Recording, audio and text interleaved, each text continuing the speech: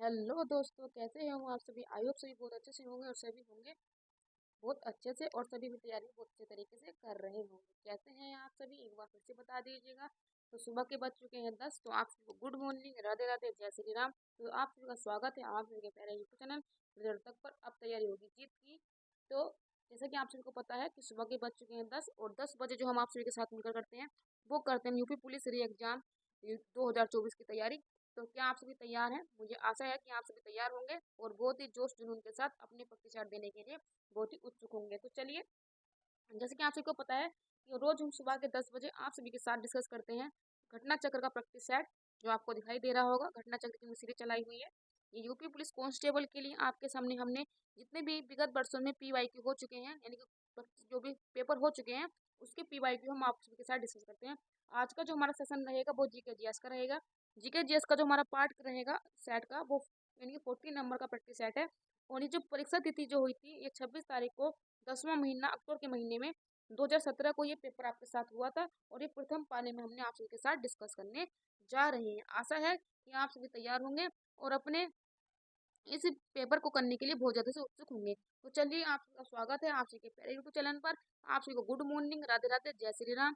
मैं आपका स्वागत करती हूँ आपके चैनल चैनल पर, रिजल्ट तक परिवार पर। तो चलिए देखते हैं आज के लिए आपका क्वेश्चन पेपर क्या है और कौन कौन से क्वेश्चन है जो हम आप सभी के लिए लेकर आए हैं।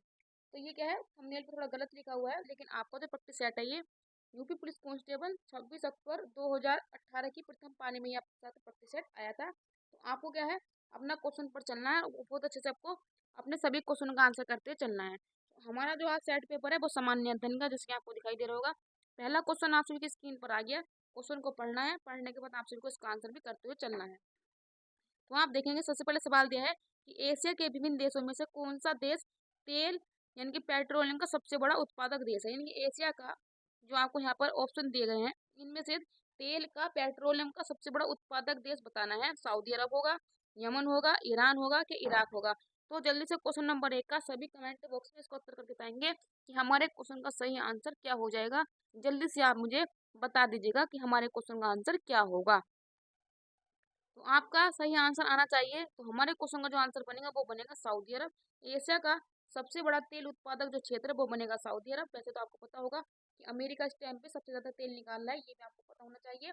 लेकिन एशिया का सबसे बड़ा देश बनेगा, लेकिन सऊदी अरब क्या है, मध्य एशिया में आता है। ऑप्शन नंबर की हमारा सही जवाब हो जाएगा। जब ये क्वेश्चन आया था तो हमारे क्वेश्चन का आंसर क्या होना था, सऊदी अरब। अगर मैं आपसे पूछूं कि 2020 में 5 पेट्रोलियम उत्पादक जो शीर्ष देश हैं, आप याद रखेंगे यूएस से हो जाएगा नंबर 1 पर। नंबर 2 पर आपके साथ चलेगा सऊदी अरब। तो अब सऊदी अरब को मैं इस प्रकार से लिख देती हूँ शॉर्ट फॉर्म में।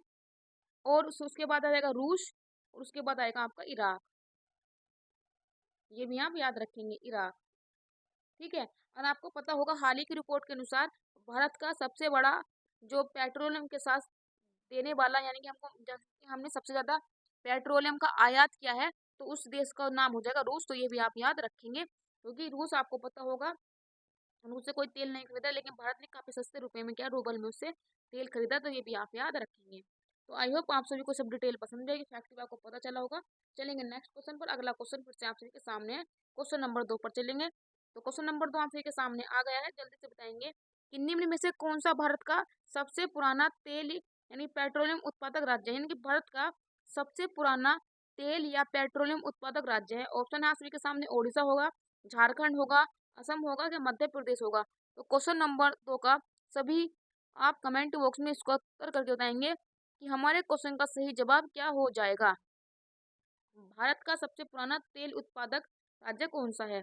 तो आप सभी का तो सही आंसर आना चाहिए, वो आएगा असम। ऑप्शन नंबर के सी हमारे क्वेश्चन का राइट आंसर हो जाएगा। आपको पता होगा असम की जो राजधानी वो क्या है, दिसपुर है। ये भी आप याद रखेंगे। अगर मैं आपसे पूछूं कि असम का जो हाई कोर्ट है वो कहाँ पर है, तो आप बताएंगे असम का जो हाई कोर्ट है वो आएगा गुवाहाटी शहर में। और गुवाहाटी इसका सबसे बड़ा शहर है दिसपुर के बाद। आपको ये भी पता होगा कि यहाँ पर आईआईटी जो कामरूप आईआईटी जो गुवाहाटी है, यहाँ पर एक सुपर कंप्यूटर स्थापित किया गया है जिसका नाम है कामरूप। तो ये भी आप याद रखेंगे। और पिछले साल क्या है, ये द्रौपदी मुर्मू ने क्या क्या है यहाँ पर इसका उद्घाटन भी किया था। तो ये भी आप साथ साथ याद करते हुए चलेंगे। तो ये तो हो गया फैक्ट, और हमारे क्वेश्चन का सही जवाब बनना सी। चलिए अब देख लेते हैं कुछ और। आपको पता होगा कि भारत असम की घाटी में तेल क्षेत्र भारत का सबसे महत्वपूर्ण एवं प्राचीन जो क्षेत्र था, वो आपको पता होगा 1867 में जो कुआं खोदा गया था वो सबसे पहले कहाँ पर, माकुम में खोदा गया था। तो ये भी आप याद रखेंगे, माकुम भी कहाँ, आपको कहाँ, असम में ही मिलने वाला है। आपको पता होगा यह असम क्षेत्र में सबसे पहला कुआं खोदा गया था। और अगर आपसे पूछेगा कि यहाँ के जो प्रमुख तेल क्षेत्र उसमें डिगवई, नहर कटिया, बोगई और बोगई गांव और सुरमा घाटी भी आते हैं। तो अगर आपसे पूछेगा तो आप सभी बता देना, लेकिन सबसे पहला कुआं जो खोदा गया था वो माकुम असम में खोदा गया था 1867 में। ऑप्शन नंबर के सी हमारे क्वेश्चन का सही जवाब है। चलिए नेक्स्ट क्वेश्चन पर चलेंगे, अगली स्लाइड पर। क्वेश्चन नंबर 3 आप सभी के सामने है कि अगस्त 2018 के अनुसार भारत में राष्ट्रीय मानवाधिकार आयोग के वर्तमान अध्यक्ष कौन थे। यानी कि जब 2018 में यह क्वेश्चन आया था तो उस टाइम पे राष्ट्रीय मानवाधिकार आयोग के अध्यक्ष कौन थे। आपके सामने है न्यायमूर्ति के जे बालकृष्ण, न्यायमूर्ति पिनाकी चंद्र घोष, न्यायमूर्ति अचल दत्तू या न्यायमूर्ति डी मुर्गेन सेन। तो आप मुझे बताएंगे क्वेश्चन नंबर 3 का सही जवाब क्या हो जाएगा 2018 के अनुसार भारत के राष्ट्रीय मानवाधिकार आयोग के अध्यक्ष कौन थे। जल्दी से मुझे कमेंट बॉक्स में उसको उत्तर करके बताएंगे। तो आप बताएंगे 2018 में जो इसके आयोग के अध्यक्ष थे वो थे न्यायमूर्ति अचल दत्तू। ऑप्शन नंबर के सी हमारे क्वेश्चन का राइट आंसर हो जाएगा। लेकिन देखिए ये तो हो गया प्रीवियस का करंट अफेयर क्वेश्चन, लेकिन वर्तमान अगर मैं करंट अफेयर का क्वेश्चन बनाऊं तो अगर आपसे पूछूं कि वर्तमान में राष्ट्रीय मानवाधिकार आयोग के अध्यक्ष कौन है, तो आप बताएंगे जस्टिस, क्योंकि जो भी इसके अध्यक्ष बनेंगे वो हमेशा न्यायमूर्ति रहेंगे। तो जस्टिस जो हमारे न्यायमूर्ति है अरुण कुमार मिश्रा। अरुण कुमार मिश्रा जो है ये आप इसके वर्तमान क्या है, हेड है। ये भी आप याद रखेंगे। अगर आपसे करंट अफेयर को अपडेट करके पूछेगा तो वो यही पूछने वाला है कि इसके अध्यक्ष कौन है, तो आप बता दीजिएगा जस्टिस अरुण कुमार मिश्रा। लेकिन 2018 तब क्वेश्चन आया था तो इसके अध्यक्ष कौन थे, न्यायमूर्ति अचल दत्तू।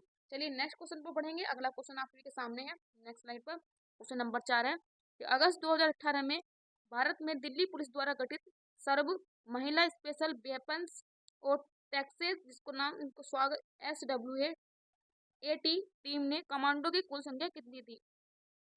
36 थी, 46 थी, 56 थी कि 66 थी। तो जल्दी से मुझे कमेंट बॉक्स में उसको उत्तर करके बता दीजिए कि हमारे क्वेश्चन का सही जवाब क्या होगा। तो आप बताएंगे अगस्त 2018 में भारत में सर्वप्रथम दिल्ली पुलिस द्वारा सर्व महिला स्पेशल डिफेंस एवं टैक्टिक्स टीम का गठन किया गया था। और आप बताएंगे जो SWA टीम है, जो महिला कमांडो की संख्या थी वो कुल कितनी थी, 36 थी। ऑप्शन नंबर के हमारे क्वेश्चन का सही जवाब बन जाएगा। तो काफी यूनिक, काफी अच्छा क्वेश्चन है। अगर आप पूछ जाए तो आप इसको बता देना, क्योंकि ये क्या है आपको PYQ के फॉर्म में जीके जीएस में भी पूछ सकता है। तो ऑप्शन नंबर ए सही जवाब होगा। चलिए बढ़ेंगे नेक्स्ट क्वेश्चन पर। अगला क्वेश्चन आप सभी के सामने है। क्वेश्चन नंबर 5 को रीड कीजिएगा और सभी के आंसर सही आने चाहिए। बाद में आपको यही पता चल जाएगा कि आपने कितने क्वेश्चन किए, कितने क्वेश्चन गलत किए। अगला क्वेश्चन नंबर 5 है कि भारत में मई 2018 में लैंड बॉर्डर क्रॉसिंग समझौते पर किस देश ने हस्ताक्षर किए थे। यानी कि मई 2018 में लैंड बॉर्डर क्रॉसिंग समझौते पर किस देश के साथ हस्ताक्षर हुए थे। ऑप्शन है भूटान, बांग्लादेश, म्यांमार और नेपाल। तो जल्दी से क्वेश्चन नंबर 5 का आप कमेंट बॉक्स में उत्तर करके बताएंगे। इसी प्रकार से क्वेश्चन 2024-23 के जितने भी हमने भारत के पड़ोसी देश या किसी भी अन्य देश के साथ हमने जो भी MIO किए हैं वो आपको बहुत ध्यानपूर्वक पढ़ने हैं, उन पर अच्छे से कमांड बना लेनी है। क्योंकि आप देख पा रहे होंगे जितने भी क्वेश्चन आ रहे हैं, जितने भी समझौते भारत किसी देश के साथ करते हैं वो क्वेश्चन 100% आपके एग्जाम में पूछा जाता है। तो आपको PYQ से तो पता चल गया होगा कि किस करंट अफेयर के कौन से पोर्सन को आपको अच्छे से पढ़ना है, कौन से पोर्सन को आपको सरसरी निगाहों से पढ़ लेना है। जल्दी से क्वेश्चन नंबर 5 का आप उत्तर करके बताएंगे कि हमारे क्वेश्चन का जवाब क्या हो जाएगा। तो लैंड बॉर्डर क्रॉसिंग समझौता हमने किसके साथ किया था, म्यांमार के साथ किया था। ऑप्शन नंबर के सी हमारा सही जवाब हो जाएगा। आपको पता होगा भारत ने म्यांमार के साथ एक कालादान प्रोजेक्ट भी शुरू किया है। तो कालादान प्रोजेक्ट जो हमने शुरू किया है वो म्यांमार के साथ ही शुरू किया है। और यह क्वेश्चन क्या है UPSC के एग्जाम में पूछा जा चुका है। इसकी संभावना है कि यूपी पुलिस के एग्जाम में भी पूछा जा सकता है। तो ये भी याद रखेंगे कि कालादान प्रोजेक्ट भारत ने किस देश के साथ किया। तो आप राइट आंसर बताएंगे म्यांमार के साथ किया था। अगर मैं आपसे पूछूं कि म्यांमार की राजधानी क्या है तो आप बताएंगे नायपीतो क्या है। नायपीतो क्या है म्यांमार की राजधानी, ये भी आप याद रखेंगे। और इरावदी यहाँ की क्या जीवन रेखा है। और सालबिन भी क्या है यहाँ की नदी है। और आपको पता होगा अराकोम जो पर्वत श्रेणी है वो भी कहाँ पर पाई जाती है, वो भी म्यांमार में ही पाई जाती है। चलिए नेक्स्ट क्वेश्चन पर पढ़ेंगे। अगला क्वेश्चन फिर से आप सभी के सामने है नेक्स्ट स्लाइड पर। तो क्वेश्चन नंबर 6 को पढ़िए और पढ़ने के बाद क्वेश्चन नंबर 6 का सभी सही उत्तर करके बताएंगे कि हमारे क्वेश्चन का सही जवाब क्या होगा।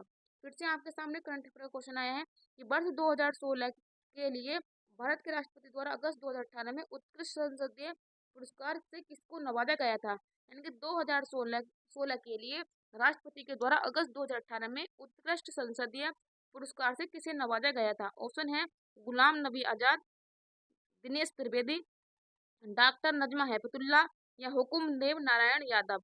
तो जल्दी से क्वेश्चन नंबर 6 का जवाब कर बताएंगे। तो आपको इस क्वेश्चन से आइडिया होगा कि राष्ट्रपति द्वारा जिन जिनको, चाहे वो पद्म भूषण हो, पद्म विभूषण हो, राष्ट्रपति सम्मान हो, या आपको होगा भारत रत्न हो, या किसी भी अन्य क्षेत्र में जो भी राष्ट्रपति के द्वारा पुरस्कार दिए जाते हैं, वो क्वेश्चन आप सभी के लिए इंपॉर्टेंट हो जाते हैं। उन सभी क्वेश्चन को आप क्या है, पढ़ते चलेंगे, समझते चलेंगे, याद करते चलेंगे। तो जल्दी से मुझे आप क्वेश्चन नंबर 6 का सही जवाब करके बताएंगे कि हमारे क्वेश्चन का सही जवाब क्या हो जाएगा। तो क्वेश्चन नंबर 6 का जो सही जवाब बनेगा वो बनेगा दिनेश त्रिवेदी को क्या है, राष्ट्रपति के द्वारा क्या है, इनको उत्कृष्ट संसदीय पुरस्कार भी दिया गया था। ऑप्शन नंबर के भी हमारे क्वेश्चन का सही जवाब बन जाएगा। अगर मैं आपसे पूछूं कि 2017 के लिए 2019 में किसे दिया गया था, तो आप सही जवाब याद रखेंगे कि भर्तृहरि मेहताब को दिया गया था। तो आपको इस क्वेश्चन का डिटेल पता चल गया, सही आंसर क्या होगा ये भी आपको पता चल गया। अब मूव ऑन करेंगे नेक्स्ट स्लाइड पर। अगला क्वेश्चन आप सभी के सामने क्या है, इस क्वेश्चन का आंसर आप मुझे करके बताएंगे। आप देख सकते हैं कि आपके सामने 6 से 7 क्वेश्चन तो आपको करंट अफेयर से ही मिलेंगे, और ये आपको क्या है, बहुत बड़ी मात्रा में आपके सिलेबस में आए हैं, क्योंकि आपको पता है कि 37 से 38 सवाल आपको जीके जीएस से पूछे जाएंगे, जिसमें 7 से 8 क्वेश्चन क्या आपको करंट अफेयर से मिलेंगे। तो करंट अफेयर आपके एग्जाम में कितना वैल्यूबल है ये तो आपको पता चल गया होगा पीवाईक्यू को देखते हुए। चलिए क्वेश्चन नंबर 7 को आप पढ़ेंगे, और पढ़ने के बाद इसका आंसर मुझे करके बताएंगे। क्वेश्चन नंबर 7 है, अगस्त 2018 के अनुसार भारतीय प्रतिभूति और विनिमय बोर्ड, जिसको आप सेबी कह देते हैं, के वर्तमान अध्यक्ष कौन है? यानी कि 2018 में सेबी के वर्तमान अध्यक्ष कौन थे, वो आपको बताना है। ऑप्शन है अजय त्यागी, जी महालिंग, या एस के मोहंती, के यू के सिन्हा। तो आप बताएंगे महालिंगम। तो क्वेश्चन नंबर 7 का सही जवाब क्या हो जाएगा, तो आप बताएंगे 2018 के अनुसार जो भारत का प्रतिभूति एवं विनिमय बोर्ड था, जिसको आप बोल देते हैं सेबी, जिसको बोल देते हैं, तो आप बताएंगे इसके वर्तमान अध्यक्ष कौन थे। तो आप बताएंगे अजय त्यागी क्या है 2018 में इसके अध्यक्ष थे। ऑप्शन नंबर के हमारा सही जवाब बनेगा। लेकिन अगर मैं आपसे पूछूं कि वर्तमान 2023-24 में सेबी के जो वर्तमान अध्यक्ष है वो कौन है, तो आप मुझे ये कमेंट बॉक्स में उत्तर करके बताएंगे, क्योंकि यह आपको पता होगा। तो आप बताएंगे माधवी पुरी बुच क्या है, माधवी पुरी बुच इसकी क्या है, पहली महिला अध्यक्ष है सेबी की, ये भी यहाँ पे याद रखेंगे। Director exchange board of India, ये भी यहाँ पे security exchange board of India, ये क्या है, इसकी फुल फॉर्म है। और इसकी स्थापना कब की गई थी? इसकी स्थापना क्या है, 1988 में की गई थी। लेकिन क्या 1992 में क्या इसका एक्ट आया था, जिसके द्वारा क्या है इसको कानून बनाया गया था। इसके लिए स्थापना पहले होगी थी, लेकिन इसका क्या है, एक्ट पहले बाद में आया था। ये भी आप याद रखेंगे, और करंट अफेयर से जोड़ के भी आप याद कर लेंगे। अभी आपको ये भी पता होगा कि साथ ही 2.0 क्या है, इन्होंने एक ऐप भी लॉन्च किया है। तो ये भी आपसे पूछ सकता है कि साथ ही 2.0 जो ये ऐप है, मोबाइल ऐप, ये किसके संस्था के द्वारा शुरू किया गया है? तो आप याद रखेंगे सेबी के द्वारा ही शुरू किया गया है। तो कभी कभी आपसे ऐप भी पूछ लेता है कि कौन सी संस्था ने कौन सा ऐप लॉन्च किया है। चलिए मूव ऑन करेंगे नेक्स्ट स्लाइड पर। अगला क्वेश्चन फिर से आप सभी के सामने है। मेरी कोशिश है कि मैं आपको पीवाईक्यू के माध्यम से जो पहले के क्वेश्चन है वो भी बता दूं, और जो करंट अफेयर के माध्यम से जो क्वेश्चन है वो भी मैं आपको बताते हुए चल रही हूँ। तो आप क्या है, उन सभी चीजों को ध्यान देते हुए चलेंगे। अगला क्वेश्चन है कि दांतों का वर्धित छवि को देखने के लिए दंत चिकित्सक द्वारा किसका उपयोग किया जाता है? ये मैंने आपको जो हम यूथ कंपटीशन टाइम की शाम को 6 बजे सीरीज चलाते हैं, वहां पर ये क्वेश्चन काफी बार आ चुका है। तो देख लीजिएगा वो सीरीज आपके लिए कितनी इंपोर्टेंट है, जो आपको क्या है हर सेक्शन में आपके सपोर्ट कर रही है। ऑप्शन है अवतल दर्पण, उत्तल दर्पण, बाइफोकल दर्पण, या सादा दर्पण। यानी मान लीजिए कि कोई भी डॉक्टर होता है जो दंत को आप दंत चिकित्सक बोलते हैं, तो वो दांतों का चित्र को बड़ा देखने के लिए किस प्रकार के दर्पण का यूज करता है, ये आपसे क्वेश्चन पूछा है। जल्दी से आप मुझे क्वेश्चन नंबर 8 का सभी सही जवाब करके बताएंगे कि हमारे क्वेश्चन का सही जवाब क्या हो जाएगा। तो जो हमारे क्वेश्चन का सही जवाब बनेगा वो बनेगा अवतल दर्पण। ऑप्शन नंबर के ये हमारे क्वेश्चन का सही जवाब हो जाएगा, क्योंकि यह क्या है, छोटी छवि को बड़ा करके दिखा देता है। इसकी खासियत ये होती है, ठीक है। तो ये हमारे क्वेश्चन का सही जवाब बन जाएगा।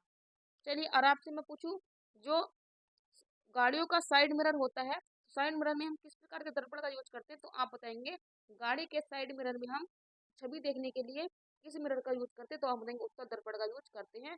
तो दोनों क्वेश्चन आपसे काफी बार पूछे जाते हैं और आगे भी इनके पूछे जाने की बहुत ज्यादा संभावना है। दोनों क्वेश्चन को आपको याद करना है और याद करते हुए आगे की तरफ बढ़ना है। चलेंगे नेक्स्ट क्वेश्चन पर। अगला क्वेश्चन फिर से आप सभी के सामने है। क्वेश्चन नंबर 9 है कि संयुक्त राष्ट्र द्वारा पीने, धोने, खाना पकाने और उचित स्वच्छता को बनाए रखने के लिए अनुशंसित न्यूनतम पानी की मात्रा प्रति व्यक्ति दिन पर कितने लीटर है। यानी कि यूएनओ ने क्या बताया है कि कोई व्यक्ति अगर पीता है, धोता है, खाना पकाता है या उचित स्वच्छता को बनाए रखने के लिए अनुशंसित न्यूनतम पानी की मात्रा प्रति व्यक्ति के लिए कितनी जरूरत होती है। यानी कि प्रतिदिन में एक व्यक्ति कितने लीटर पानी अपने आप पे क्या है यूज कर लेता है। 50 लीटर करता है, 20 लीटर करता है, 75 लीटर करता है, कि आप बताएंगे 10 लीटर करता है। तो क्वेश्चन नंबर 9 का सभी एक बार कमेंट बॉक्स में इसको उत्तर करके बताएंगे कि हमारे क्वेश्चन का सही जवाब क्या हो जाएगा। तो आप बताएंगे 50 होगा, 20 होगा, 75 होगा या 10 होगा। तो जो हमारे क्वेश्चन का सही जवाब बनेगा वो बनेगा 50 लीटर। ऑप्शन नंबर की हमारे क्वेश्चन का सही जवाब हो जाएगा।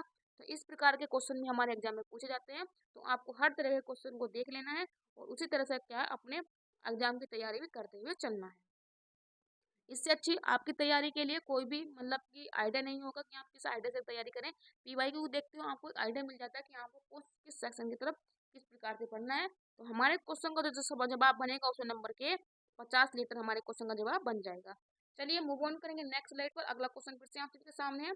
क्वेश्चन को पढ़िएगा। क्वेश्चन नंबर 10 क्या है कि मृत जीवों और जानवरों को खाद मिट्टी में परिवर्तित करने वाले सूक्ष्म जीवों को किस नाम से जाना जाता है। यानी कि जो जीव मर जाते हैं, चाहे वो जीव हो चाहे जानवर हो, उनको हम खाद और मिट्टी में कन्वर्ट करने के लिए कौन से सूक्ष्म जीवों का आप प्रयोग करते हैं, यूज करते हैं, या इनको जो कन्वर्ट करते हैं आप उनको क्या कहते हैं। जीवाणु बोलते हैं, फंगस बोलते हैं, प्रोटोजोआ बोलते हैं, कि अपघटन करने वाले कारक बोलते हैं। तो क्वेश्चन नंबर 10 का सभी मुझे इसका सही जवाब करके बताएंगे कि हमारे क्वेश्चन का सही जवाब क्या हो जाएगा। और जल्दी से मुझे इस सवाल का जवाब दीजिएगा, फिर बढ़ेंगे अपने नेक्स्ट स्लाइड पर। अगला क्वेश्चन फिर से आप सभी के सामने चैलेंजिंग भरा होगा। जल्दी से क्वेश्चन नंबर 10 का जवाब बताएंगे। ऑप्शन ए होगा, बी होगा, सी होगा कि डी होगा। तो आप सभी का सही जवाब आ रहा है अपघटन करने वाले को आप क्या है कहते हैं, जो क्या है किसी भी मृत जीवों को या जानवरों को क्या खाद मिट्टी में प्रवृत्त करने वाले को अपघटन करने वाले बोलते हैं। इसको आप डिकम्पोजर भी कह सकते हैं। तो ये भी हमारे क्वेश्चन का सही जवाब बनेगा। आपको पता होगा अपघटक को क्या है पृथ्वी का क्या है सफाई कर्मी भी कहा जाता है। इस उसी प्रकार से जो गिद्ध होते हैं उनको भी आप अपघटक की श्रेणी में ही रख सकते हैं, क्योंकि आपको पता होगा जो भी जानवर मर जाते हैं उन जानवरों को क्या है उनका मांस ही खा जाते हैं। तो मृत जीवों का मांस खाने के लिए गिद्धों का यूज किया जाता है, गिद्धों का प्रयोग किया जाता है। लेकिन आपको पता होगा कि हाल ही में क्या है गिद्धों की मात्रा में बहुत कमी आई है, जिसके संरक्षण के लिए उत्तर प्रदेश सरकार ने इनके संरक्षण के लिए महाराजगंज में क्या है गिद्ध संरक्षण केंद्र भी खोला है। तो ये भी आप याद रखेंगे, यूपी स्पेशल से आपसे पूछ सकता है। तो हमारे क्वेश्चन का सही जवाब बनेगा ऑप्शन नंबर के डी। तो आपको जितने भी मैंने फैक्ट बताए हैं इससे संबंधित ये भी आप याद रखते हुए चलेंगे। अब बढ़ेंगे नेक्स्ट स्लाइड पर। अगला क्वेश्चन फिर से आपके सामने आ रहा है। क्वेश्चन को ध्यानपूर्वक पढ़ना है और पढ़ने के बाद तभी आपको क्या अपने अच्छे से क्वेश्चन करते हुए चलना है। क्वेश्चन नंबर 11 आप सबकी स्लाइड पर आ चुका है कि भूजल रिसाव के द्वारा रिचार्ज हो जाता है। कुछ स्थानों पर भूजल भौम जल स्तर के नीचे कठोर चट्टान की परत के बीच होता है। इस जल को क्या कहते हैं। यानी कि भूजल का जो है रिसाव के द्वारा रिचार्ज होता है। मान लीजिए कोई कहीं पर जल बारिश पड़ती है तो वहां पर जल भर जाता है, तो जल क्या है ऑटोमेटिकली कहाँ है नीचे की तरफ चला जाता है, पृथ्वी के अंतर आंतरिक सैलों में पहुंच जाता है। कुछ स्थानों पर क्या है भूजल जो होता है वो भौम स्तर के नीचे कठोर चट्टानों की परत के बीच होता है। तो आप उस जल को क्या बोलेंगे। तो जल्दी से क्वेश्चन नंबर 11 का सभी मुझे राइट आंसर करके बताएंगे। ऑप्शन है एक्वीफर, वर्षा का पानी, तालाब के अंतर जलीय। तो क्वेश्चन नंबर 11 का ऑप्शन आप सभी के सामने है। जल्दी से मुझे कमेंट बॉक्स में इसका सही उत्तर करके बताएंगे कि हमारे क्वेश्चन का सही जवाब क्या हो जाएगा। ए होगा, बी होगा, सी होगा या डी होगा। तो आप बताएंगे हमारे क्वेश्चन का जो राइट आंसर बनेगा ऑप्शन नंबर के भी आप उसको एक्वीफर बोलते हैं। ऑप्शन नंबर की हमारे क्वेश्चन का सही जवाब हो जाएगा। अगर मैं आपसे पूछूं कि जल भराव, जल भ्रत, आप पता है एक्वीफायर को आप जल भ्रत भी बोल सकते हैं। तो कभी कभी अगर एक्वीफर ना मिले तो आपको जल भ्रत भी लिखा हुआ मिल सकता है। तो जल भ्रत और एक्वीफर क्या है दोनों का सेम मीनिंग होगा। धरातल के नीचे चट्टानों में एक ऐसा सेंसर होता है जहां भूजल एकत्रित होता है और मनुष्य द्वारा नलकूप से निकालने योग्य अनुकूल दबाव में होता है। यानी कि जो हम पानी निकालते हैं वो एक्वीफर की जो सतह होती है वहां पर अपने नल को गाड़ देते हैं, क्या है उससे क्या पानी हम ऊपर की तरफ निकाल लेते हैं। तो आप उसको जलभृत भी बोल सकते हैं, क्या एक्वीफर भी बोल सकते हैं। ऑप्शन नंबर के हमारे क्वेश्चन का सही आंसर बनेगा। और मुझे उम्मीद है कि आप सभी ने सही आंसर भी लगाया होगा। इसी प्रकार से आपको अपनी तैयारी को करते रहना है। अगर आपको कुछ क्वेश्चन नए भी मिले तो वो भी क्या अपनी श्रृंखला में जोड़ते हुए चलना है। अब बढ़ेंगे अपनी नेक्स्ट स्लाइड पर। अगला क्वेश्चन फिर से आप सभी के सामने है। क्वेश्चन नंबर 12 है। क्वेश्चन नंबर 12 को पढ़िए कि जीवाणु के कारण निम्न में से कौन सी बीमारी होती है। हैजा होता है, आंतज्वर होता है, पेचिश होता है कि क्षय रोग होता है। तो जीवाणु के कारण होने वाली बीमारी क्या हो जाएगी, जल्दी से मुझे इसका कमेंट बॉक्स में उत्तर करके बताएंगे। तो हम बताएंगे जीवाणु सॉरी विषाणु के द्वारा यानी कि वायरस के द्वारा, VIRUS वायरस के द्वारा होने वाली बीमारी कौन सी है। तो आप मुझे इसका कमेंट बॉक्स में उत्तर करके बताएंगे कि हमारे क्वेश्चन का राइट आंसर क्या बनेगा। देखिए, आंतज्वर ये भी आपको जीवाणु से मिलेगा। हैजा जो क्षय रोग होता है ये भी आपको जीवाणु से मिलेगा, ये तो आपको पता होगा। लेकिन अगर आप देखेंगे विब्रियो किलोरी, जो विब्रियो किलोरी होता है नामक जीवाणु के कारण होने वाली बीमारी है। जो हैजा है ना, हैजा भी आपको क्या है, ये जीवाणु से होने वाली बीमारी है, ये भी आपको पता होगा। लेकिन अगर आपसे पूछा था यहाँ पर कि जो विषाणु के द्वारा होने वाली बीमारी कौन सी होती है, वही आपको बताना था। लेकिन अगर आप देखेंगे पेचिस जो होता है ये भी आपको किससे मिलेगा, ये भी आपको बैक्टीरिया से मिलेगा। तो बैक्टीरिया से हैजा भी होगा, बैक्टीरिया से पेचिस भी होगा, बैक्टीरिया से आपको आंतज्वर भी होगा और बैक्टीरिया से आपको क्षय रोग भी होगा। तो यहाँ पर जितने की चारों के चारों ऑप्शन दिए हुए हैं ये सभी आपको बैक्टीरिया से होने वाले बीमारी के ऑप्शन दिए हुए हैं। इसीलिए क्या है, जब ये क्वेश्चन आया था तो आयोग ने क्या इस क्वेश्चन को काट दिया था। और क्या है, आपकी जो मेरिट बनी थी वो 149 क्वेश्चन में से मेरिट बनी थी, इस क्वेश्चन को काट दिया गया था क्योंकि इसके ऑप्शन क्या थे, गलत थे। तो ये भी आपको पता होना चाहिए। चलिए बढ़ेंगे नेक्स्ट क्वेश्चन पर। अगला क्वेश्चन आपके सामने क्या है, लेकिन चारों ऑप्शन की जो बीमारी होगी ये आपको किससे, विषाणु से न होगी, किससे होगी, बैक्टीरिया से होगी, ये भी आप याद रखेंगे। चलिए अगला क्वेश्चन नंबर 13 आप सभी के सामने है। ग्रामीण आवास निधि को वर्ष में स्थापित किया गया था ताकि प्राथमिक ऋण संस्थानों में प्रतिस्पर्धा दरों पर ग्रामीण क्षेत्रों में लक्षित समूह को आवास वित्तीय प्रदान करने के लिए धन उपलब्ध कराने के लिए सक्षम बनाया जा सके। यानी ग्रामीण आवास को बनाने के लिए किस वर्ष हमने निधि बनाई थी, उसकी कौन से सन में हमको उसको स्थापित किया था, 2008-9 में, 2014-15 में, 2016-17 में या 2003 या 4 में। तो क्वेश्चन नंबर 13 का हमारा सही जवाब क्या बनेगा, आप इसका सटीक उत्तर करके बताएंगे कि हमारे क्वेश्चन का सही जवाब क्या हो जाएगा। तो आप बताएंगे यह हमने निधि को कब स्थापित किया था, 2018 8-9 में स्थापित किया था। ऑप्शन नंबर के सही जवाब हो जाएगा। और आपको पता होगा PMYG और यहाँ हो जाएगा यू। तो ये क्या था, प्रधानमंत्री योजना के तहत, आवास योजना के तहत जो है आपको पता होगा, जी का मतलब हो जाएगा ग्रामीण क्षेत्र और यू का मतलब हो जाएगा अर्बन क्षेत्र में टोटल मिलाकर के 3 करोड़ आवास घर बनाने की हाल ही में घोषणा की गई है। आपको पता होगा जो ग्रामीण क्षेत्र में आपको 2 करोड़ घर दिए जाएंगे और अर्बन क्षेत्र में आपको क्या 1 करोड़ क्षेत्र भी दिए, क्षेत्र पर आपको क्या है 1 करोड़ आपको ग्रामीण आवास योजना के तहत क्या घर बनाकर दिए जाएंगे। तो आपको ये भी डिटेल याद रखनी है क्योंकि हाल ही में कल या परसों की करंट अफेयर की न्यूज में आपने ये पढ़ा होगा। तो ये क्वेश्चन भी आपके लिए इंपोर्टेंट बन सकता है क्योंकि जब ये क्वेश्चन 2018 में पूछ सकता है तो 2023-24 में वर्तमान क्वेश्चन के साथ रखते हुए आपसे ये आंकड़े भी पूछे जा सकते हैं। तो आप सभी ये याद रखना, ग्रामीण क्षेत्र में 2 करोड़ घर और अर्बन क्षेत्र में शहरी क्षेत्रों में 1 करोड़ घर बनाए जाएंगे प्रधानमंत्री आवास योजना के तहत। बढ़ेंगे अपने नेक्स्ट क्वेश्चन पर। अगला क्वेश्चन आप सभी के सामने आ गया है। क्वेश्चन नंबर 14 को पढ़िए और पढ़ने के बाद इसका सभी का आंसर करके बताना है। फ्रैंक व्हिटल है द्वारा निम्न में से किसका आविष्कार किया गया था। फ्रैंक व्हिटल के द्वारा निम्न में से किसका आविष्कार किया गया था। ऑप्शन है विद्युत चुंबक का, बेंजीन तरल गैस के ऑप्टिकल गिलास का, विद्युत प्रवाह प्रेरण का या जेट इंजन का। तो फ्रैंक व्हिटल के द्वारा किसका आविष्कार किया गया था। 4 ऑप्शन आप सभी के सामने है। फटाफट से मुझे क्वेश्चन नंबर 14 का आप सभी बच्चे कमेंट बॉक्स में इसका उत्तर करके बताएंगे कि हमारे क्वेश्चन का सही जवाब क्या हो जाएगा। तो आप बताएंगे फ्रैंक व्हिटल के द्वारा किस चीज का आविष्कार किया गया था। तो हमारे क्वेश्चन का सही जवाब बनेगा जेट इंजन का उन्होंने आविष्कार किया था। ऑप्शन नंबर के डी ये हमारे क्वेश्चन का सही उत्तर बनेगा। अगर मैं आपसे पूछूं air commodore sir Franklin Whittle ने ब्रिटिश रॉयल वायु सेना के अधिकारी थे। इन्होंने जेट इंजन का आविष्कार करने का श्रेय दिया जाता है। ये क्या थे, ब्रिटिश जो वायु सेना थी उसमें अधिकारी भी रह चुके थे। इन्होंने क्या जेट इंजन का आविष्कार किया था। ऑप्शन नंबर के डी हमारे क्वेश्चन का सही आंसर बनेगा। आशा है कि ये तो सभी बच्चों का आंसर भी सही होगा। चलिए नेक्स्ट क्वेश्चन पर मैं आपको लेकर चलती हूँ। नेक्स्ट क्वेश्चन को पढ़ने से पहले मैं आपसे कहना चाहूंगी, अगर आपको हमारा कंटेंट हमारे चैनल पर आकर अच्छा लगे अगर आप हमारे परिवार का हिस्सा बनना चाहते हैं तो प्लीज़ हमारे चैनल को सब्सक्राइब कर लेना, बेल आइकन को प्रेस कर लेना और बने रहना हमारे यूट्यूब परिवार के साथ। बस इतना ही कहना चाहूँगी। अगर आपको चैनल को सब्सक्राइब भी नहीं करना है लेकिन आपको पढ़ना है तो डेली आप सुबह के 10 बजे और शाम को 6 बजे हमसे जुड़ सकते हैं। क्वेश्चन नंबर 15 को पढ़ेंगे।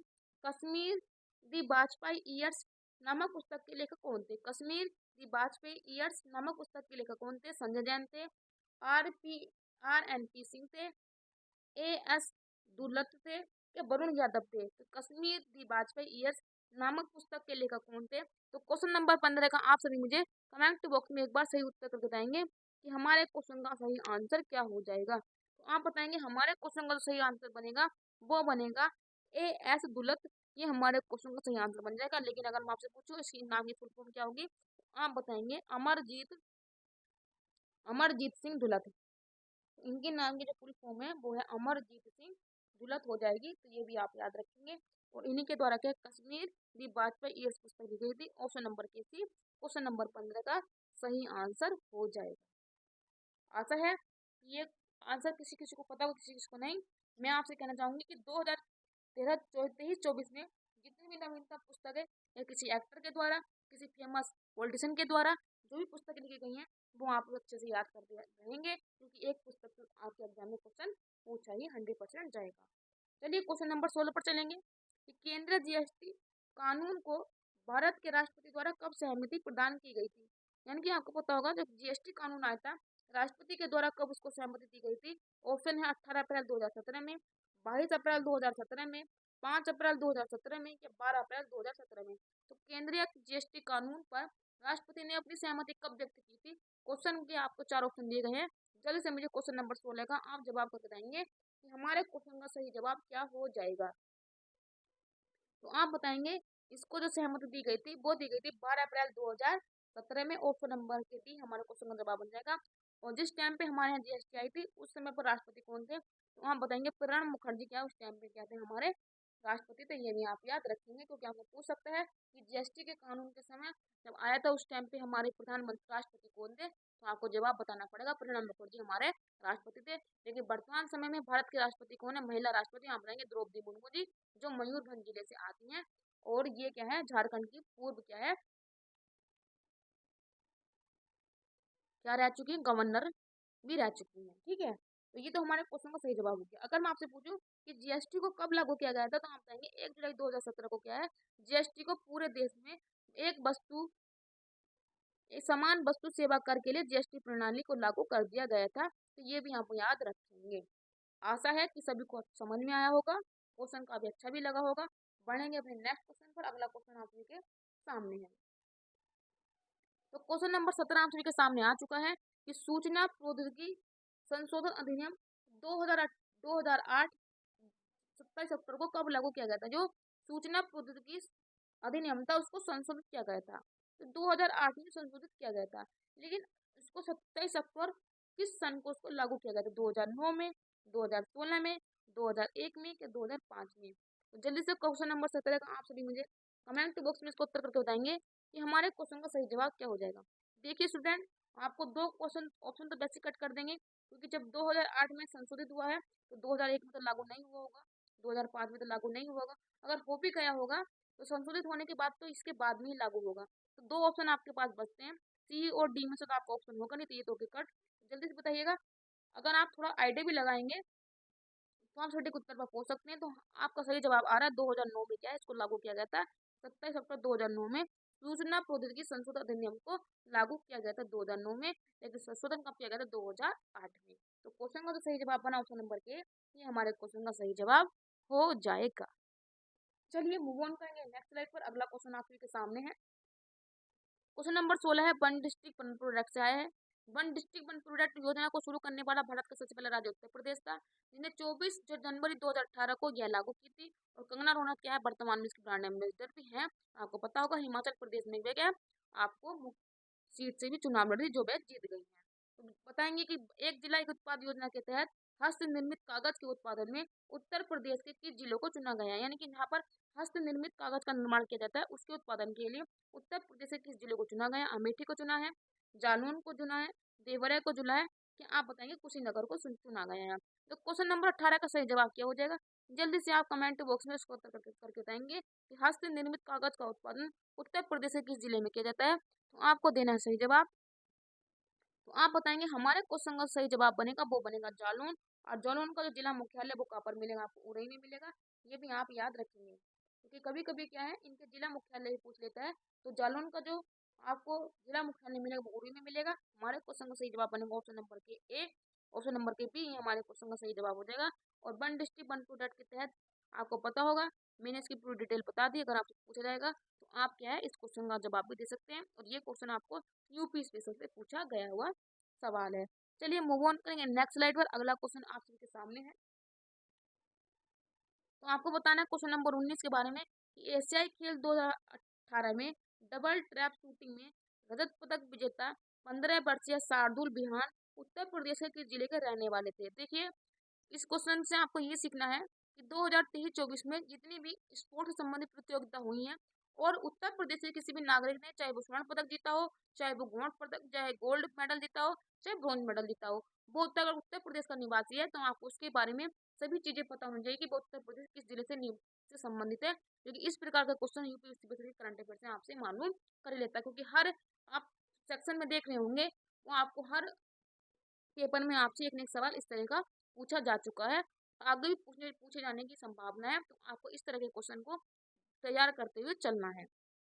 आप बताएंगे जो शार्दुल बिहान थे वो उत्तर प्रदेश के किस जिले से थे? बुलंदशहर से थे, अलीगढ़ से थे, मेरठ से थे, क्या सहारनपुर से थे?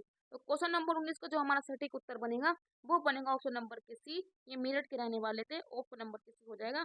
और वन डिस्ट्रिक्ट वन प्रोडक्ट में मेरठ को आपको पता होगा यहाँ पर क्या फेमस है। तो आपको पता होगा यहाँ पर खेल के सामान के लिए वन डिस्ट्रिक्ट वन प्रोडक्ट को चुना गया है। और यहाँ पर क्या है कैंची के लिए भी फेमस है, ये भी याद रखेंगे। और मेरठ को आप क्रांति नगरी के नाम से भी जानते हैं। और मेरठ की क्रांति 1897 क्रांति में जो नेतृत्व किया गया था वो किसके द्वारा किया गया था? तो आप बताएंगे कदम सिंह के द्वारा किया गया था। तो ये भी क्वेश्चन बहुत बार से पूछा जा चुका है, ये भी आप याद रखेंगे। चलिए नेक्स्ट स्लाइड पर चलेंगे। अगला क्वेश्चन आपके सामने है। क्वेश्चन नंबर 20 को पढ़ना है कि आगरा और अवध के संयुक्त प्रांत जिन्हें अब उत्तर प्रदेश के नाम से जाना जाता है ने वर्ष 2021 से अपनी राजधानी को कहाँ से लखनऊ में स्थानांतरित किया था? यानी कि जो आगरा और अवध का संयुक्त प्रांत था जिन्हें अब उत्तर प्रदेश कहकर जाना जाता है, 1921 में उसकी राजधानी कहाँ से स्थानांतरित होकर लखनऊ में आई थी? आपको ऑप्शन दिए हैं आगरा से, देहरादून से, इलाहाबाद से या कानपुर से। तो क्वेश्चन नंबर 20 का सही जवाब क्या होगा? आप इसे कमेंट बॉक्स में उत्तर करके बताएंगे कि हमारे क्वेश्चन का सही जवाब क्या हो जाएगा। तो आप बताएंगे इलाहाबाद से आपने राजधानी कहाँ स्थानांतरित की थी? लखनऊ। ऑप्शन नंबर के सी हमारा क्वेश्चन सही जवाब हो जाएगा। और कौन से सन में की थी? 1921 में। तो ये भी आप सबको याद करते हुए चलना है। तो हमारे क्वेश्चन का सही जवाब बना सी। Very good. और आप जी का काफी अच्छे से क्वेश्चन का जवाब दिया है, तो कॉन्ग्रेचुलेसन। इसी प्रकार से अपनी तैयारी को बनाए रखना है।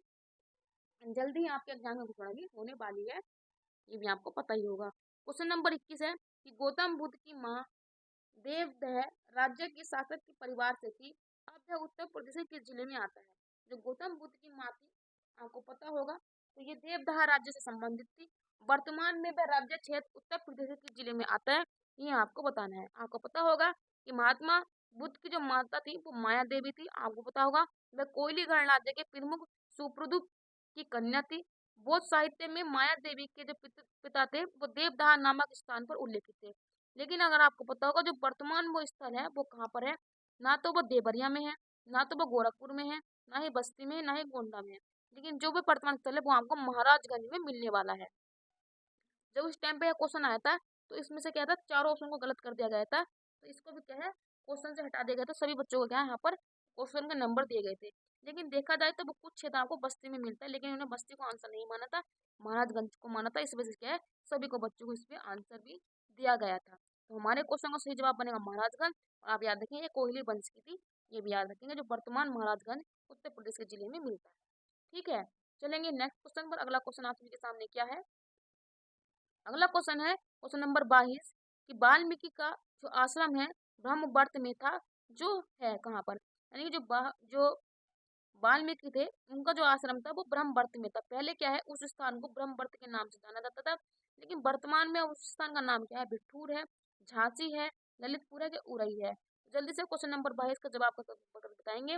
मैं अगर आपसे पूछना चाहूँ कि वाल्मीकि अंतर्राष्ट्रीय हवाई अड्डा कहाँ पर है, तो आप बताएंगे अयोध्या में है। ये भी आपको याद होना चाहिए क्योंकि काफी फेमस है और काफी ये चर्चित भी रहा है। अगर आपसे पूछेगा वाल्मीकि अंतर्राष्ट्रीय हवाई अड्डा कहाँ पर है, तो अयोध्या में बताएंगे। लेकिन वाल्मीकि का जो आश्रम, जिसको आप पहले ब्रह्मवर्त के नाम से जाते थे, वर्तमान में कहाँ स्थित है, तो आप बताएंगे बिठूर में स्थित है। ऑप्शन नंबर की हमारे क्वेश्चन सही जवाब हो जाएगा। और बिठूर कौन सी नदी के किनारे, तो आप बताएंगे यह गंगा नदी के किनारे बसा हुआ है। अगर मैं आपसे पूछूं किस जिले में आता है, क्योंकि बिठूर तो एक स्थान का नाम है, तो आप बताएंगे कानपुर में ये आता है। ये भी आप याद रखेंगे। तो जिस प्रकार से एग्जाम में आपसे क्वेश्चन पूछे, उसी फॉर्म में आपको आंसर का जवाब देते हुए चलना है। ये सारे फैक्ट आपको समझ में आए होंगे। आशा है कि आपको क्लास और जो कंटेंट आपको दिया जा रहा है आपको काफी अच्छा भी लग रहा होगा। इसी प्रकार से एग्जाम में आपसे क्वेश्चन पूछेगा, आपको अच्छे से अपने क्वेश्चन का जवाब भी देते हुए चलना है। बढ़ेंगे क्वेश्चन नंबर 23 पर कि 1 जनवरी 1845 को उत्तर प्रदेश में बिलैंग नामक पहला हिंदी समाचार पत्र निकाला गया था, जिसके गोविंद रघुनाथ द्वारा क्या है उनको संपादित किया गया था। जनवरी जो 1 जनवरी 1845 को उत्तर प्रदेश का पहला समाचार पत्र, हिंदी का समाचार पत्र निकाला गया था, जिसके संपादक कौन थे? रघुनाथ थे, गोविंद रघुनाथ जी। उस अखबार का नाम क्या था? सरस्वती था, बनारस अखबार था, हंस था कि जागरण था। तो क्वेश्चन नंबर 23 का जो हमारा सही जवाब बनेगा, जल्दी से मुझे कमेंट बॉक्स में उसको उत्तर करके बताएंगे। तो आप बताएंगे उत्तर प्रदेश का पहला समाचार पत्र जिसको गोविंद रघुनाथ गोविंद के द्वारा निकाला गया था, तो बनारस अखबार था। ऑप्शन नंबर की भी हो जाएगा। अगर मैं आपसे पूछूं कि हिंदी का पहला समाचार पत्र कौन सा, तो आप बताएंगे उत्तर मार्तंड था, जो पंडित जुगल किशोर के द्वारा निकाला जाता था, जो एक प्रकार से क्या था, साप्ताहिक पत्र था। ये भी आप याद रखेंगे। ठीक है। आपको पता होगा सरस्वती पत्रिका किसकी थी, तो ये भारत हरिचंद की थी। ये भी आप याद रखेंगे। चलेंगे नेक्स्ट क्वेश्चन पर, अगली स्लाइड पर। नेक्स्ट क्वेश्चन आप सभी के सामने है। क्वेश्चन नंबर 24 है कि जौनपुर के सर के शासक सुल्तान सुल्तान हुसैन सरकी एक महान संगीतकार थे। उन्होंने किसकी तर्ज पर बड़ा ख्याल को विकसित किया था? यानी कि जौनपुर के जो सर के शासक थे, जिनका नाम था सुल्तान हुसैन सरकी, एक महान संगीत कारक थे, जो उन्होंने बड़ी ख्याल की को विकसित किया था। किसकी तर्ज पर किया था, नहीं कहाँ से उन्होंने थीम ली थी कि जिन्होंने क्या है बड़ी ख्याल की को फेमस किया था, विकसित किया था। ठुमरी का था, गजल था, कव्वाली था, क्या दादरा था?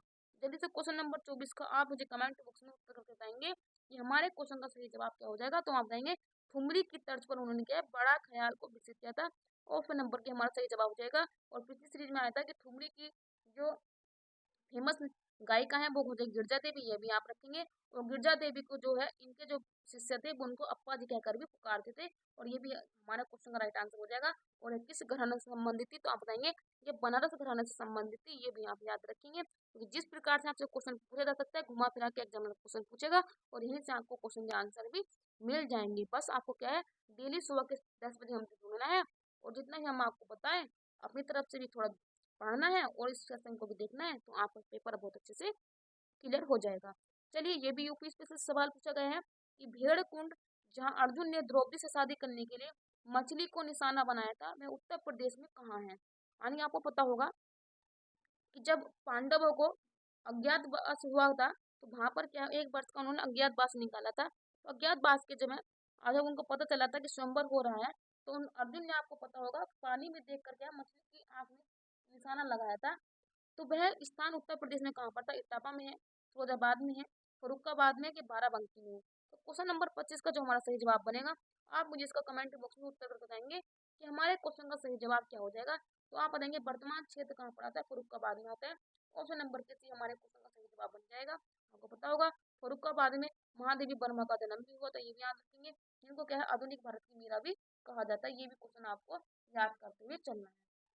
आपको पता होगा कि फर्रुखाबाद में आपको कपिल मुनि का भी आश्रम मिलेगा। ये भी आपसे पूछ सकते हैं कि कपिल मुनि का आश्रम कहाँ पर है, तो आप बताएंगे फर्रुखाबाद में है। और वाल्मीकि का आश्रम कहाँ? बिठूर क्षेत्र में, जिसको पहले ब्रह्मावर्ती भी नाम से जाना जाता था, गंगा नदी के किनारे कानपुर में अवस्थित है। तो जिस प्रकार से आपका क्वेश्चन पूछेगा उसी प्रकार से आपको क्वेश्चन का आंसर देते हुए चलना है। बढ़ेंगे नेक्स्ट क्वेश्चन पर। अगला क्वेश्चन आप सभी के सामने है। क्वेश्चन नंबर आपके सामने आ गया 26वां कि उस ब्रिटिश गवर्नर का नाम बताइए जिन्होंने भारत में रेलवे का शुभारंभ किया था। इनके 26वां क्वेश्चन पूछ रहे हैं कि उस ब्रिटिश गवर्नर जनरल का नाम बताओ जिन्होंने भारत में क्या है रेलवे का शुभारंभ किया था। लॉर्ड ऑकलैंड है, चार्ल्स मेटकोफ है, हेस्टिंगस है, क्या डलहौजी है? तो उत्तर प्रदेश में सॉरी भारत में रेलवे का शुभारंभ करने वाले उस ब्रिटिश जनरल गवर्नर का नाम बताइए। तो जल्दी से क्वेश्चन नंबर 26 का आपको राइट आंसर बताना है। तो हमारे क्वेश्चन का सही जवाब बनेगा डलहौजी बन जाएगा, क्योंकि डलहौजी के समय में क्या है, रेलवे का शुभारंभ किया गया था। लेकिन सबसे ज्यादा जो रेल बिछाने का काम किया गया था वो कर्दन के शासनकाल में हुआ था, तो ये भी याद रखेंगे। और सबसे पहले रेल किसके शासनकाल में चलाई गई थी, 1853 में डलहौजी के। लेकिन सबसे ज्यादा रेल को बिछाने का काम विस्तार किसका शासनकाल में होता है, तो आप बताइए कर्जन के शासनकाल में हुआ था। तो दो प्रकार से क्वेश्चन पूछा जाता है, जिस भी तरह से क्वेश्चन पूछेगा उसी तरह से आपको अपने क्वेश्चन का आंसर भी लगा देना है। चलिए बढ़ेंगे नेक्स्ट क्वेश्चन पर। क्वेश्चन नंबर 27 है कि सांख्यिकी मंत्रालय की रिपोर्ट 2017 के अनुसार भारत के किस राज्य में सबसे कम प्रति व्यक्ति आय है। जो सांख्यिकी मंत्रालय होता है उसकी रिपोर्ट आई थी 2017 के अनुसार कि भारत के किस राज्य की जो आय है वो प्रति व्यक्ति सबसे कम है, उत्तर प्रदेश, पश्चिम बंगाल, बिहार या उड़ीसा। जल्दी से आप मुझे क्वेश्चन नंबर 27 का राइट आंसर बताएंगे कि हमारे क्वेश्चन का सही जवाब क्या हो जाएगा। तो जो हमारे क्वेश्चन का सही जवाब होगा वो होगा ऑप्शन नंबर के सी, बिहार की क्या है सबसे कम प्रति व्यक्ति आय है। ऑप्शन नंबर के सी हमारे क्वेश्चन का सही जवाब हो जाएगा। ये तो 2017 का था। अगर मैं आपसे 2022 और 23 की रिपोर्ट के अनुसार पूछे, तभी भी अगर आपसे पूछेगा सबसे कम प्रति व्यक्ति आय वाला राज्य कौन सा, तब भी उसका आंसर बिहार ही होगा। अगर मैं आपसे पूछूं कि उत्तर प्रदेश की प्रति व्यक्ति आय कितनी है, तो आप बताएंगे 61666 रुपये, तो 61,667 रुपये उत्तर प्रदेश की है।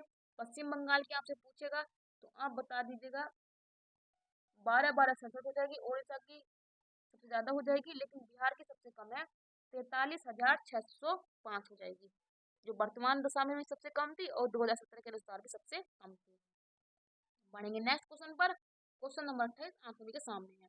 क्वेश्चन नंबर 28 है प्रसिद्ध संगीतकार अरविंद पारिक किस वाद्य यंत्र के साथ जुड़े हुए हैं। यानी क्या होता है, जो अरविंद पारिक है कौन सा वाद्य यंत्र को बजाते हैं, वो आपको बताना है, तबला, सितार, बांसुरी के शहनाई।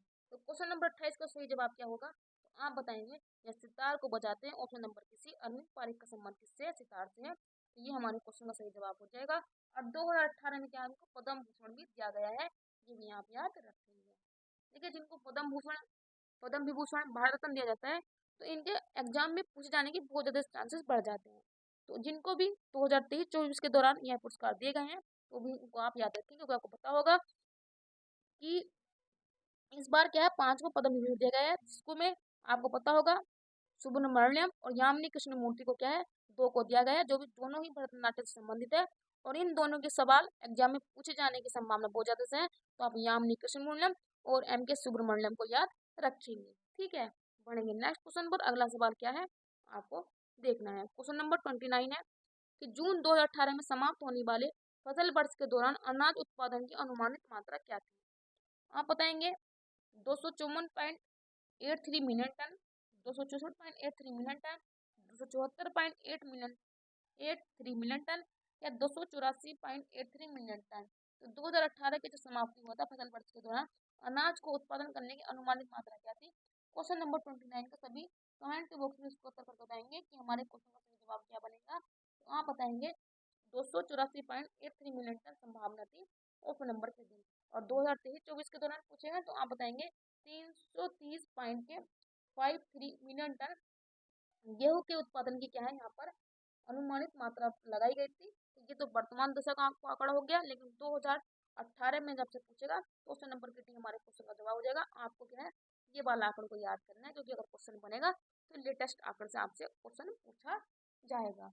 चलिए बढ़ेंगे नेक्स्ट क्वेश्चन पर। अगला क्वेश्चन आप सभी के सामने क्वेश्चन नंबर 30 है कि SNPBSC इंडेक्स या सेंसिटिव इंडेक्स जिस पर आधारित होता है उसे बास्केट में स्टॉक है, 20 है, 30 है, 40 है या 50 है। तो आपसे पूछ रहा है एस का मतलब हो जाएगा सेंसेक्स, और मुंबई में स्थित शेयर बाजार जिसको आप एस या आप बोलेंगे SPBSC का सूचकांक आता है, ये आपको बताना है। और ये जो होता है ये सेंसेक्स मुंबई शेयर मार्केट में रजिस्टर्ड एवं मार्केट कैप के लिए हिसाब की सबसे बड़ी 30 कंपनियों का सूचित है। आपको पता होगा सेंसेक्स में क्या है 30 कंपनियों को शामिल किया जाता है। तो जो इंडेक्स SNPBS का इंडेक्स आता है ये कौन से नंबर का आता है, तो आप बताएंगे 30वें नंबर का इंडेक्स है। ऑप्शन नंबर के भी हमारे क्वेश्चन का सही जवाब हो जाएगा, ये भी यहाँ पे याद रखेंगे। और ये सेंसेक्स किस कंपनी के अंतर्गत आते हैं, तो ये जो सेंसेक्स है ना, उसके अंदर से ये निकाले जाते हैं, तो 30वें नंबर का हो जाएगा। ऑप्शन नंबर के बी हमारे क्वेश्चन का सही जवाब बनेगा। और सेंसेक्स का जो मुख्यालय है वो आपको पता होगा कहाँ पर है, मुंबई से निकलता है। चलेंगे नेक्स्ट क्वेश्चन पर। अगला क्वेश्चन नंबर 31 आप सभी के सामने है कि भारतीय संविधान का अनुच्छेद 20 संबंधित है। जो भारतीय संविधान का अनुच्छेद है 20 वो किससे संबंधित है? पदावधियों के अनुमूलन से, दो सिद्धि के संदर्भ में संरक्षण से, नागरिकता के अधिकारों का निरंतरता या सहकारी समुच्चय को प्रोत्साहन देने से। तो भारतीय संविधान का अनुच्छेद 20 किससे संबंधित है? जिनसे क्वेश्चन नंबर 31 का सभी कमेंट बॉक्स में उत्तर करके बताएंगे कि हमारे क्वेश्चन का सही जवाब क्या हो जाएगा। और वेरी गुड, आप सभी का सही उत्तर आ रहा है। दो सिद्धि के संरक्षण में अनुच्छेद 20 का उल्लेख किया गया है। ऑप्शन नंबर के 20 हमारे क्वेश्चन का सही जवाब बन जाएगा और ये भी हमारे क्वेश्चन का सही जवाब होगा। तो पॉलिटी से भी आपके साथ सवाल पूछे जाएंगे, तो फेमस फेमस जितने आर्टिकल है वो आपको याद होने चाहिए। क्वेश्चन नंबर 32 है कि भारतीय संविधान के अनुच्छेद 21A के तहत राज्य को कितने वर्ष से 14 वर्ष के सभी बच्चों को मुफ्त एवं अनिवार्य शिक्षा प्रदान करने को कहा गया है? आर्टिकल 21A के तहत 4 से 14 वर्ष, 6 से 14 वर्ष, 8 से 14 वर्ष या 10 से 14 वर्ष। तो कितने से कितने उम्र के बच्चों के लिए मुफ्त शिक्षा का प्रावधान किया गया है आर्टिकल 21A के तहत?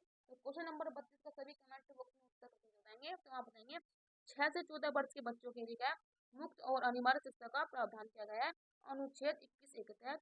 और यह आर्टिकल कब जोड़ा गया था? तो आप बताएंगे जो 86वां संविधान संशोधन हुआ था 2002 के तहत ये आर्टिकल जोड़ा गया था। ये भी आपको याद रखना है। तो कौन संविधान संशोधन हुआ था? 86वां संविधान संशोधन 2002 के तहत यह जोड़ा गया था। चलिए मूव ऑन करेंगे नेक्स्ट स्लाइड पर। क्वेश्चन नंबर 33 आप सभी के सामने है कि निम्न में से कौन सा कथन गलत है? ऑप्शन नंबर है राज्यपाल राज्य की विधान परिषद का स्थगन कर सकता है। ऑप्शन नंबर बी है राज्यपाल राज्य की विधानसभा का स्थगन कर सकता है। ऑप्शन नंबर सी है राज्यपाल राज्य की विधान परिषद को भंग कर सकता है। या ऑप्शन नंबर डी है राज्यपाल राज्य की विधानसभा को भंग कर सकता है। तो आप बताएंगे कौन सा कथन गलत है, वही आपको बताना है। ऑप्शन नंबर 33 का सभी का सही जवाब आना चाहिए, क्योंकि अगर आपको एक भी पॉइंट याद होगा ना तो आप इसको सटीक उत्तर पर पहुंच जाएंगे। आपको पता होगा संसद में राज्यसभा, और आपको पता होगा राज्य में जो विधानमंडल का जो सदन होता है राज्य परिषद, विधान परिषद, इन दोनों को हम भंग नहीं कर सकते क्योंकि यह स्थायी सदन है, इनको कभी भी भंग नहीं कर सकता। तो जो हमारे क्वेश्चन सही जवाब बनेगा ऑप्शन नंबर के सी। और मुझे काफी खुशी है कि आप सबने सही उत्तर दिया है, वेरी गुड। ऑप्शन नंबर के सी हमारे क्वेश्चन का सही आंसर हो जाएगा। चलिए मूव ऑन करेंगे नेक्स्ट स्लाइड पर। देखिए स्थगन हो सकता है लेकिन भंग नहीं हो सकते हैं। बढ़ेंगे नेक्स्ट क्वेश्चन पर। क्वेश्चन नंबर 34 आप सभी के सामने है कि भारत संविधान का अनुच्छेद 22 में निम्न में से किससे संबंधित? जो आर्टिकल 22 है उसका संबंध किससे है? ऑप्शन नंबर 1 है धर्म, प्रजाति, जाति, लिंग व जन्म के स्थान पर भेदभाव का निषेध, सार्वजनिक रोजगार के मामले में अवसर की समानता, कुछ मामलों में गिरफ्तारी व हिरासत के खिलाफ संरक्षण या संपत्ति का अधिकार। तो आर्टिकल 22 भारत संविधान में किससे संबंधित है? तो क्वेश्चन नंबर 34 का सभी कमेंट बॉक्स में इसका सही उत्तर करेंगे और बताएंगे कि हमारे क्वेश्चन का सही जवाब क्या हो जाएगा। तो आप बताएंगे हमारे क्वेश्चन का सही जवाब बनेगा ऑप्शन नंबर के सी बन जाएगा कि कुछ मामलों में गिरफ्तारी और हिरासत के खिलाफ क्या संरक्षण प्रदान किया गया है। ऑप्शन नंबर के सी ये हमारे क्वेश्चन का सही जवाब बनेगा। और आप सभी का सही जवाब आया है धर्म, प्रजाति, लिंग, जाति और के आधार पर भेदभाव नहीं होगा। ये आपको आर्टिकल 15 में इसकी स्वतंत्रता दी गई है। और संपत्ति का अधिकार पहले ही आपका विधिक कानूनी वो था, संवैधानिक अधिकार था, लेकिन वर्तमान में क्या विधिक अधिकार हो गया, जो आपको आर्टिकल क्या है 300 क्या में मिलेगा। चलिए बढ़ेंगे नेक्स्ट क्वेश्चन पर। क्वेश्चन नंबर 36 है कि लेबनान की राजधानी क्या है? बैरूत है, त्रिपोली है, सिदोन है कि टायर है? तो आप बताएंगे लेबनान की राजधानी क्या है? तो आप बताएंगे लेबनान की राजधानी मिलेगी बैरूत। ऑप्शन नंबर के बी हमारे क्वेश्चन का सही, सॉरी क्वेश्चन नंबर जो हमारा राइट आंसर बनेगा वो बनेगा ऑप्शन नंबर के ए। आपको पता होगा लेबनान की राजधानी बैरूत है और ये मध्य एशिया का देश है। आपको पता होगा जो हिजबुल्लाह एक आतंकवादी संगठन है, हिजबुल्लाह, ये आपने काफी सुना होगा कि हिजबुल्लाह जो एक आतंकवादी संगठन है ये कौन से देश में रहता है? तो आप बताएंगे लेबनान देश में रहता है। तो कभी कभी आपसे क्या है, जैसे कि आपको पता होगा जो हूती जो विद्रोही हैं वो आपको यमन में मिल जाएंगे, और आईएसआई जो आपको आतंकवादी संगठन है ये आपको वो पाकिस्तान में मिलेगा। तो इस प्रकार से क्या है, कुछ आतंकवादी संगठन होते हैं जिसको क्या एग्जाम में पूछ लेता है, जो भी हमारे हाल फिलहाल के करंट अफेयर में क्या है, जो हाईलाइट रहते हैं। तो ये भी आपको पता होना चाहिए। त्रिपोली आपको पता होगा, त्रिपोली जो है वो लीबिया की राजधानी है, ये भी याद रखेंगे। आपने अगर अफ्रीका का जो मैप देखा होगा, अफ्रीका के मैप अगर आपने देखा होगा तो आपको पता होगा सबसे पहले आपको वेस्टर्न सहारा मिल जाएगा, फिर आपको मोरक्को मिलेगा, फिर आपको अल्जीरिया मिलेगा, फिर आपको लेबनान मिलेगा, सॉरी क्या मिलेगा, लीबिया मिलेगा, त्रिपोली, फिर आपको इजिप्ट मिल जाएगा, फिर आपको सूडान, दक्षिण सूडान मिलेगा, फिर आपको चाड मिलेगा, फिर आपको नाइजर मिलेगा, फिर माली मिलेगा। तो इस प्रकार से ये देश होते हैं। तो आपको दक्षिण अफ्रीका में जो सबसे उत्तर की तरफ आपको देश मिलेगा, पूरा सॉरी उत्तर की ओर, तो लीबिया मिलेगा, लीबिया की राजधानी का त्रिपोली। ये भी स्टूडेंट आपको याद रखनी होगी। चलेंगे, मूव ऑन करेंगे नेक्स्ट स्लाइड पर। अगला क्वेश्चन आप सभी के सामने है। क्वेश्चन नंबर 37 है कि कजाकिस्तान की मुद्रा निम्न में से कौन सी है? फ्रैंक है, लोटी है, तेंगे है या सेकेल है? तो कजाकिस्तान की राजधानी क्या हो जाएगी, सॉरी मुद्रा क्या हो जाएगी? आपको पता होगा कजाकिस्तान की जो राजधानी होगी थी वो नूर सुल्तान कर दी गई थी, लेकिन वर्तमान में इसकी राजधानी फिर से क्या है, अस्ताना ही हो गई है। ये भी आपको याद रखना पड़ेगा। अगर एग्जाम में पूछा जाए तो आप बताना कि वर्तमान में जो कजाकिस्तान की राजधानी है वो फिर से अस्ताना हो गई है। पहले इसकी नूर सुल्तान राजधानी कर दी गई थी, लेकिन वर्तमान में अस्ताना ही इसकी राजधानी है। बालकस झील जो भी है वो भी कहाँ पर मिलेगी? आपको कजाकिस्तान में मिलेगी। ये भी आप याद रखेंगे। और उज्बेकिस्तान और कजाकिस्तान पर आपको अरब सागर मिलेगा, तो वो भी आपको याद रखते हुए चलना है। जल्दी से बताएंगे कि कजाकिस्तान की मुद्रा क्या है। तो आपका सही जवाब बनेगा ऑप्शन नंबर किसी टेंगे या तोंगे। जो तेंगे हो जाएगी, ये क्या है, कजाकिस्तान की मुद्रा है, ऑप्शन नंबर किसी। और मध्य एशिया में जो 5 राष्ट्र आते हैं, आपको पता होगा कजाकिस्तान विश्व का सबसे बड़ा लैंड लॉक कंट्री है, ये भी याद रखेंगे। अगर कजाकिस्तान ऑप्शन में नहीं होता और पूछा जाएगा कि विश्व का दूसरा सबसे बड़ा जो लैंड लॉक कंट्री है, तो आप बताएंगे मंगोलिया। आपका आंसर वहां पर हो जाएगा। तो जिस प्रकार से क्वेश्चन पूछे उसी प्रकार से आपको अपने क्वेश्चन का आंसर देते हुए भी चलना है। अगर मैं आपसे पूछूं कि सेकेल किस देश की मुद्रा है, तो आप बताएंगे इजराइल की क्या है मुद्रा, क्या हो जाएगी, सेकेल हो जाएगी। ठीक है, ये भी आपको याद करते हुए चलना है। अगर मैं आपसे पूछूं कि जो लोटी है ये किसकी हो जाएगी, तो लेसोथो जो देश होता है, लेसोथो, जो लेसोथो किस देश की हो जाएगी, लोटी की मुद्रा हो जाएगी। ठीक है, ये भी आप याद रखेंगे। और फ्रैंक किसकी हो जाएगी, फ्रांस की। तो फै से फ्रैंक, फै से फ्रांस, ले से लेसोथो, ले से लोटी, और सेकेल की हो जाएगी इजराइल की, और टेंगे किसकी हो जाएगी, कजाकिस्तान की। तो चारों राजधानी मैंने आपको सभी 7 मुद्रा आपके सामने डिस्कस कर दी है। तो आप एक के साथ 4-4 क्वेश्चन भी याद करते हुए चलेंगे। आज का लास्ट क्वेश्चन जो आप सभी के सामने है कि दक्षिण अमेरिका में निम्न निम्न में से कौन सा देश सबसे अधिक आबादी वाला है? यानी कि दक्षिण अमेरिका का ऐसा कौन सा देश है जो सबसे अधिक आबादी वाला है? बोलीविया है, ब्राजील है, पेरू है या चिली है? जल्दी से क्वेश्चन नंबर 38 का आप सवाल का आंसर बताएंगे। और ये आज की श्रृंखला का आपका लास्ट क्वेश्चन है, तो मैं चाहूंगी कि सभी का आंसर सही आना चाहिए। तो क्वेश्चन नंबर 38 का जवाब क्या होगा, तो आप बताएंगे ब्राजील क्या है, दक्षिण अमेरिका का सबसे अधिक आबादी वाला देश है। और दक्षिण अमेरिका का क्षेत्रफल के आधार पर भी सबसे बड़ा देश कौन सा हो जाएगा, वो भी क्या है, ब्राजील हो जाएगा। तो दोनों प्रकार से आपको याद रखना है, आबादी के अकॉर्डिंग भी और क्षेत्रफल के अकॉर्डिंग भी ब्राजील दक्षिण अमेरिका का सबसे बड़ा देश है। अगर मैं आपसे पूछूं कि ब्राजील की राजधानी बनेगी ब्राजीलिया, आपको पता होगा हाल ही में G20 की बैठक जो अब्जा देश G20 न रह करके G20 बन हो गया है, जिसकी अध्यक्षता किसके द्वारा की जा रही है, ब्राजील के द्वारा ही की जा रही है। ये भी याद रखेंगे।